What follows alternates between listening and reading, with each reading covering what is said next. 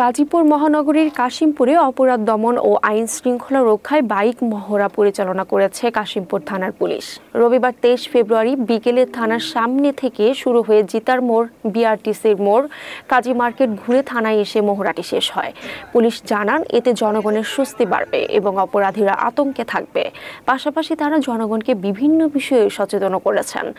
পুলিশের এই উদ্যোগকে বিভিন্ন শ্রেণী পেশার মানুষ স্বাগত জানিয়েছেন। গাজীপুর মেট্রোপলিটন পুলিশের কোনাবাড়ি জোনের সহকারী পুলিশ কমিশনার আবু নাসের আল আমিন বলেন, সন্ত্রাস, চাঁদাবাজি, চুরি, ছিনতাই ও ডাকাতি বরদাস্ত করা হবে না।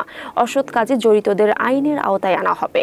মহড়ায় কাশিমপুর থানার ওসি মোহাম্মদ সাইফুল ইসলাম, সহকারী পুলিশ কমিশনার আবু নাসের আল আমিন সহ আইন শৃঙ্খলা বাহিনীর সদস্যরা উপস্থিত ছিলেন।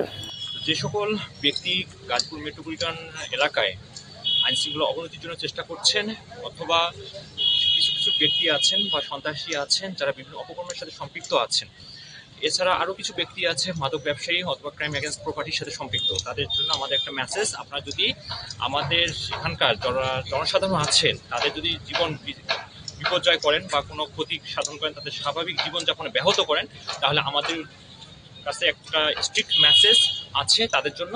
সেটা হচ্ছে, আমরা আপনাদের বিরুদ্ধে এই সকল অপকর্মের বিরুদ্ধে আমরা যথাযথ ব্যবস্থা নেব এবং কঠোর পদক্ষেপ নেব।